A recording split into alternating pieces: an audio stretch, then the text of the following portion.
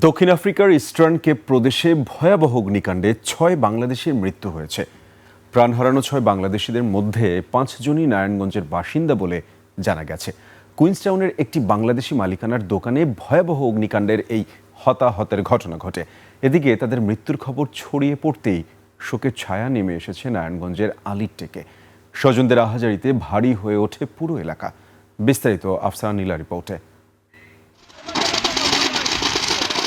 দক্ষিণ আফ্রিকার eastern Cape প্রদেশের কুইন্সটাউন থেকে প্রায় ১৫০ কিলোমিটার দূরের সোমো এলাকায় এক বাংলাদেশি ব্যবসায়ীর দোকানে ভোররাতে ভয়াবহ আগুন লাগে।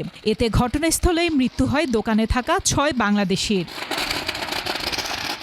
রাজধানী প্রিটোরিয়ার বাংলাদেশের হাই কমিশনার শাহ আহমেদ শফি স্থানীয় বাংলাদেশি কমিউনিটির বরাতে এ তথ্য নিশ্চিত করেন।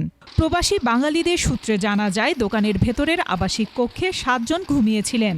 গভীর রাতে হঠাৎ আগুন ছড়িয়ে পড়লে ৬ জন ঘটনাস্থলেই মারা যান। গুরুতর আহত একজনকে উদ্ধার করে কুইন্সটাউন হাসপাতালে ভর্তি করা হয়।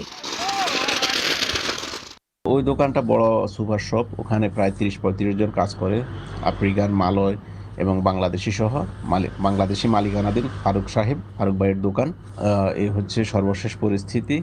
নিহতদের মধ্যে রয়েছেন মোহাম্মদ ফয়সাল, মোহাম্মদ ফাহিম, শামীম হাসান, নূর মোহাম্মদ রাজিক ও মোহাম্মদ আপন।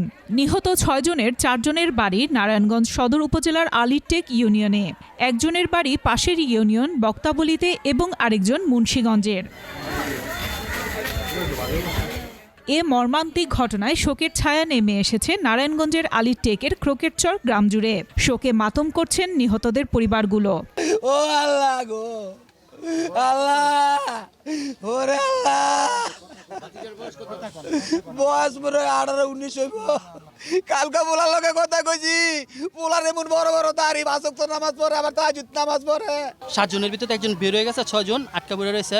পাশের দোকানদার এরা অনেক চেষ্টা করছে, তালা তোলা ভাঙছিল, কিন্তু বের হইতে পারেনি। যে রুমটা বের হইব এই রুম দিয়ে আগুন, ওই গ্যাসের বিস্ফোরণ ফুটতাছে একটার পর একটা, তো হেরা আর বের হইতে পারে না। অগ্নিকাণ্ডের কারণ এখনো জানা যায়নি। স্থানীয় পুলিশ ঘটনাটি তদন্ত করছে।